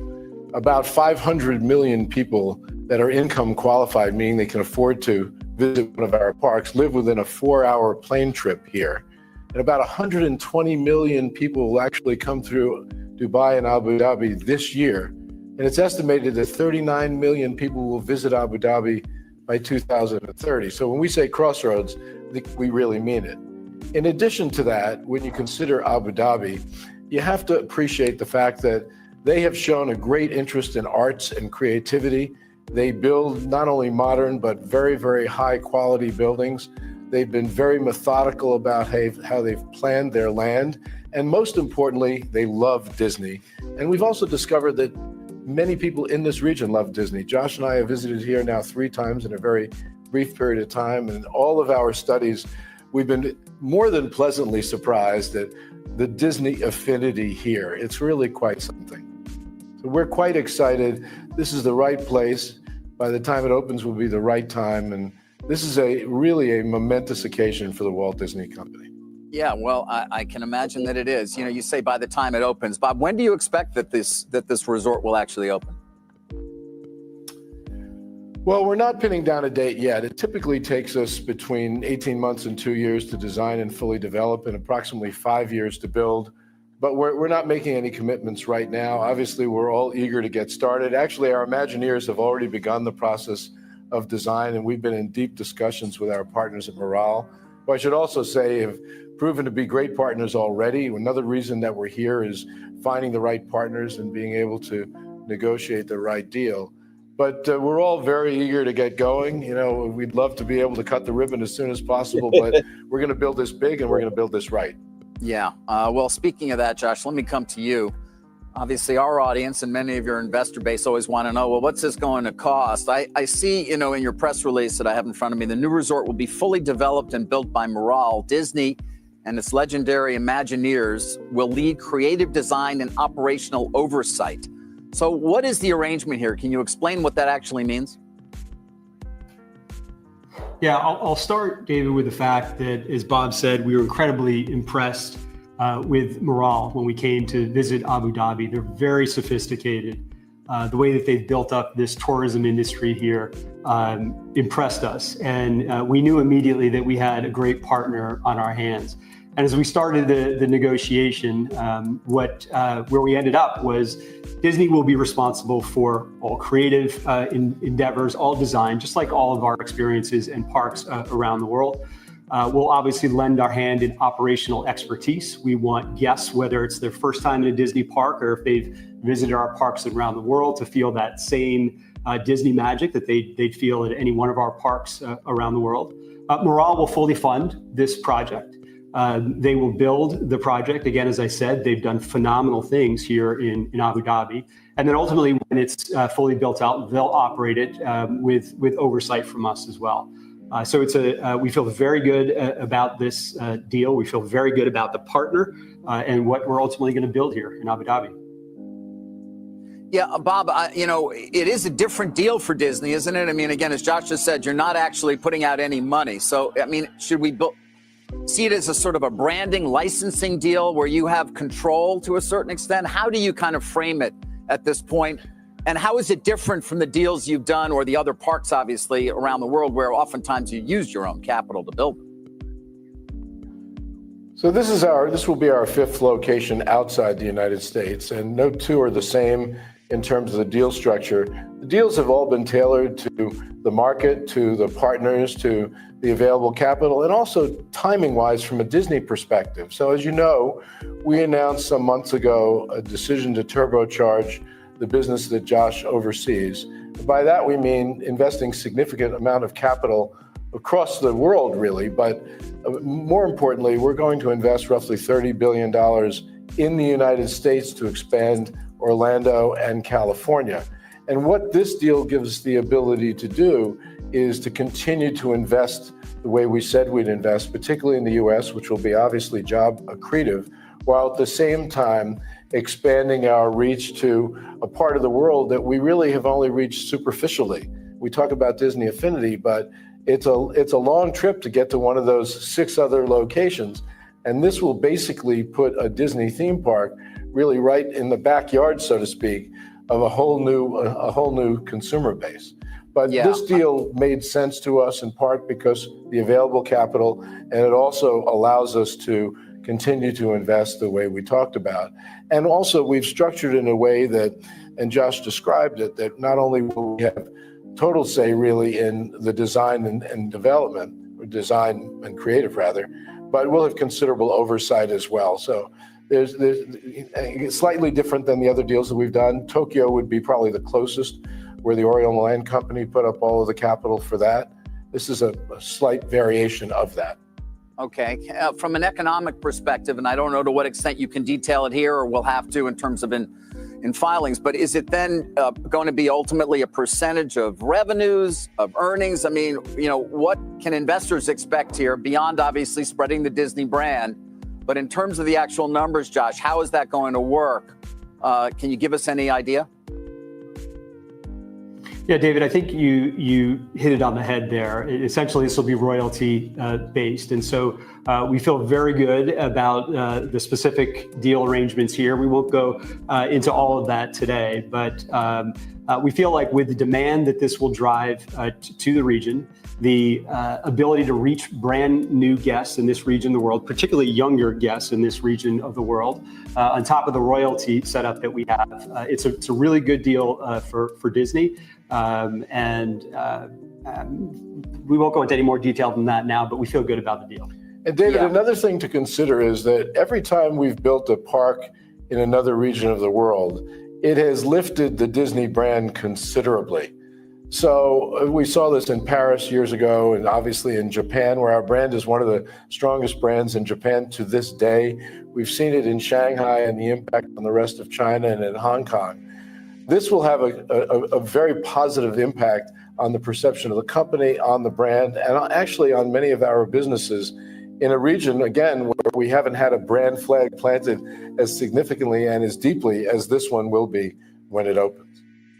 So, as you saw, the GMA interview was the brand side of Disney. And as you saw on CNBC, that was the business side of Disney there. All right, you guys. So more right here from that Park Place. Disney is building a brand new theme park in Abu Dhabi and isn't spending a dime to build it. This is from Marvin Montanaro from that Park Place here. The Walt Disney Company just made a major announcement, but it's not one that will cost them much up front. Disney is expanding its theme park footprint to the Middle East, teaming up with Moral to bring a brand new park and resort to Yas Island in Abu Dhabi. This marks Disney's 7th global theme park resort, but unlike the company's $60 billion investment for its other parks, this one is being built entirely on someone else's dime. In a press release Wednesday, Disney confirmed that Moral, the entertainment firm behind Ferrari World and Warner Brothers World Abu Dhabi, will fully fund and construct the resort, while Disney Imagineers will lead the creative direction and oversee operations. That means no capital expenditure for Disney itself, just royalties once the park opens its gates. This is a thrilling moment for our company, said Disney CEO Bob Iger, as we announced plans to build an exciting Disney theme park in Abu Dhabi, whose culture is rich with an appreciation for the arts and creativity, as our 7th theme park destination. It will rise from this land in spectacular fashion, blending contemporary architecture with cutting-edge technology to offer guests deeply immersive entertainment experiences in unique and modern ways. Iger confirmed to CNBC that Imagineers are already designing the park, though no opening date or window has been revealed. I'm thinking probably 2035, 39. So 2035 to 2039. I'm just guessing, ballparking it. The move comes on the heels of Disney reporting solid Q2 earnings, including 6% year-over-year growth in its experiences division, covering parks, cruises, resorts, and consumer products. While Disney is not footing the bill, the move allows the company to extend its global reach into a region with a booming tourism sector. According to Disney, 1/3 of the world's population lives within a 4-hour flight of the United Arab Emirates, and the addressable market is estimated at 500 million visitors. Josh DeMauro, chairman of Disney Experiences, called the project a new frontier. This groundbreaking resort destination represents a new frontier in theme park development. DeMauro said, our resort in Abu Dhabi will be the most advanced and interactive destination in our portfolio. The location of our park is incredibly unique, anchored by a beautiful waterfront, which will allow us to tell our stories in completely new ways. This project will reach guests in a whole new part of the world, welcoming more families to experience Disney than ever before. Yas Island is already a tie-in and regional entertainment feature Ferrari World, Yas World, SeaWorld Abu Dhabi, Warner Brothers World, F1 Yas Marina Circuit, and a massive luxury mall. Now, a Disney resort joins the ranks without the company taking on construction risk. The park will feature themed hotels, immersive dining, and retail experiences, fusing Disney storytelling with the cultural and architectural identity of Abu Dhabi. The concept art released alongside the announcement showcases a vibrant, futuristic city landscape, unlike any Disney park built to date. Set along a glowing turquoise coastline, the image features sweeping architecture, towering crystal-lined spires, and luscious greenery interwoven with winding waterways and neon-lit paths. The most prominent structure, a sleek, glowing tower at the center, bears no resemblance to any castle or iconic Disney landmark. Instead, the design leans heavily to abstract shapes and hyper-modern aesthetics, more reminiscent of a sci-fi metropolis than classic fantasy. Noticeably absent anything that feels traditionally Disney. There's no castle, no mountains, and no hint of Main Street USA. Instead, this looks like more of a luxury destination engineered to impress press dignitaries and global elites rather than delivering nostalgia or character-based wonder to longtime fans. It's a bold pivot and one that will likely spark debate among park purists. The announcement may also signal a shift in Disney's international strategy. No more building billion-dollar parks without a partner footing the bill. While the company continues to expand its own parks, including projects in Florida, California, and overseas, this Abu Dhabi deal keeps Disney's balance sheet clean while tapping into fresh demographics. And yes, Disney has already been quietly laying the groundwork in the UAE. Broadway tours like The Lion King and Disney on Ice have made stops in the region. Retail presence has grown, so this new park feels like the next logical step in the region. But it also raises a different question. If Disney's not even investing in its own parks, it's a clear sign yet that the magic is just a licensing deal. Now, the company isn't building the house, just decorating it, and depending on who you ask, they have been exactly the greatest interior designers lately. For now, we wait, but one thing is clear: Disney's cashing in on the brand, not the experience. Kevin Montanaro did an absolutely fabulous job there. I fully agree. I think that this is more about the magnitude of Disney, not the soul of Disney. And then, of course, here from Mickey Visit, breaking Disney theme park just announced, but it's not where you would expect. This morning, we received breaking news about a new Disney theme park. This will be the first new theme park since Shanghai Disney. The news comes as Disney focuses even more on the expansion of the new theme parks and cruises around the world. Through the new theme park will be within a 4-hour flight of 1/3 of the world's population. We would have called this announcement a crazy rumor just a week ago. However, we are getting ready for a massive new expansion. So the Walt Disney Company in Marral, Abu Dhabi's leading creator for immersive destinations and experiences, announced their agreement to create a landmark Disney theme park resort in Abu Dhabi, United Arab Emirates, through the new resort. Though the new resort doesn't have an official name, Disney CEO Bob Iger referred to Disney Abu Dhabi, indicating to me that it will be comparable to other Disney resorts around the world.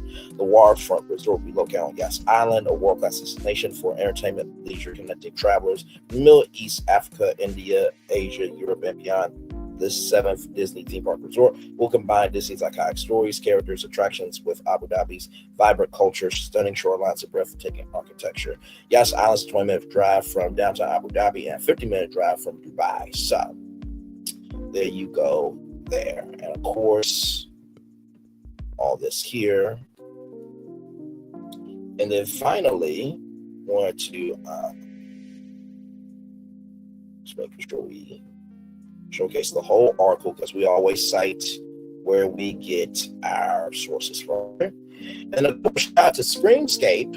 Screamscape is one of the top sources for theme park news here. So I saw this report on it a couple of days ago. And here it is here. As we heard rumored over the last week, Disney has confirmed that they are planning to bring a theme park and resort to the UAE and Abu Dhabi.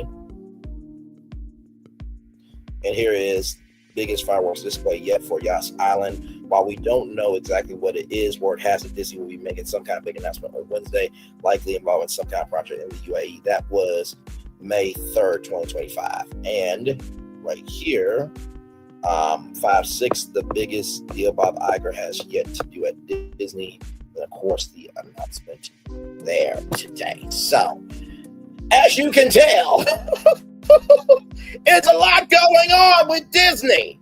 Y'all, I hope y'all have enjoyed this one. Like I said, I wanted to bring this to you all as much vitality, bonus, and soul as I could. Like I said, this is a huge announcement, but Disney still got work to do with the parks they have at home. Take care of home first before you try to bring a sense of comfort for homes around the world. One love, much love, all love. I feel the love. And I send it right back to you. Good night, everybody. Love you. Bye. There's really no secret about our approach. We keep moving forward. There's really no secret about our approach. We keep moving forward. There's really no secret about our approach. We keep moving forward. With the hope that it will be a source of joy and inspiration to all the world. In Disney's 100... There's really no secret about our approach. We keep moving forward. with the hope that it will be a source of joy and inspiration to all the world. In Disney's 102-year history, there have been many defining moments and countless achievements. Today, we celebrate another thrilling moment, the creation of a spectacular new Disney theme park resort coming to Abu Dhabi.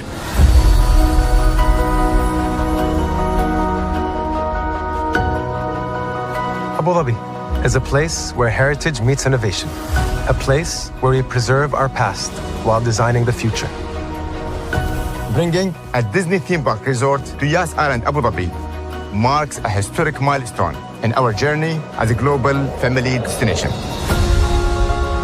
The 7th Disney theme park resort destination represents a new frontier in theme park ambitions. Our resort in Abu Dhabi will be the most advanced and interactive destination in our entire portfolio. The location of our park is incredibly unique. It's anchored by a beautiful waterfront, which will allow us to tell our stories in completely new ways. Ultimately, this project will be a celebration of what's possible when creativity and progress come together. What we are creating with Disney in Abu Dhabi is a whole new world of imagination, an experience that will inspire generations across the region and the world.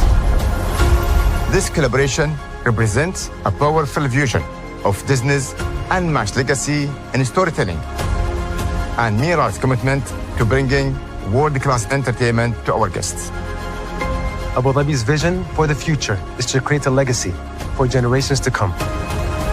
Disneyland Abu Dhabi will be authentically Disney and distinctly Emirati. An oasis of extraordinary Disney entertainment at this crossroads of the world. It will bring to life our timeless characters and stories in many new ways, becoming a source of joy and inspiration for the people of this vast region to enjoy for generations to come.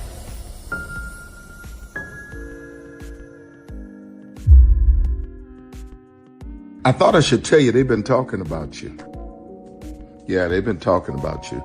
They've been talking about the fact that they've done everything they could to stop you and everything they could to block you, but you still win.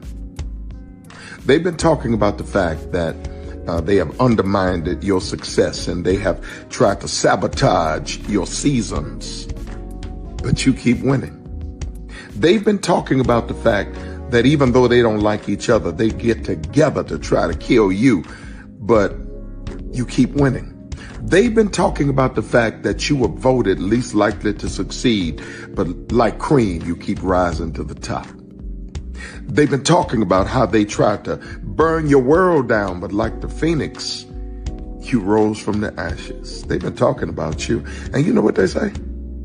Oh, she's just lucky. He's just lucky. But no, you ain't lucky. You're anointed. You got something on you. You got favor on you. You got power on you. You were born to win. Now they can call it luck, but it's grace. They can call it luck, but it's favor. But whatever they call it, it doesn't matter, because you know what God calls you? Do you know what God calls you? A winner. I thought I should. There's really no secret about our approach. We keep moving forward. With the hope that it will be a source of joy and inspiration to all the world.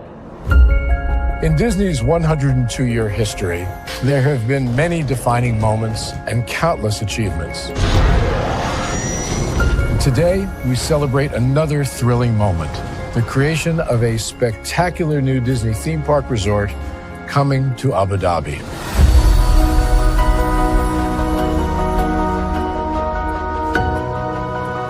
Abu Dhabi is a place where heritage meets innovation, a place where we preserve our past while designing the future. Bringing a Disney theme park resort to Yas Island, Abu Dhabi, marks a historic milestone in our journey as a global family destination. The 7th Disney theme park resort destination represents a new frontier in theme park ambitions. Our resort in Abu Dhabi will be the most advanced and interactive destination in our entire portfolio. The location of our park is incredibly unique. It's anchored by a beautiful waterfront, which will allow us to tell our stories in completely new ways.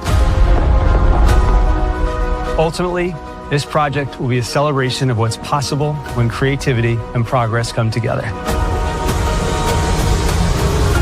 What we are creating with Disney and Abu Dhabi is a whole new world of imagination, an experience that will inspire generations across the region and the world.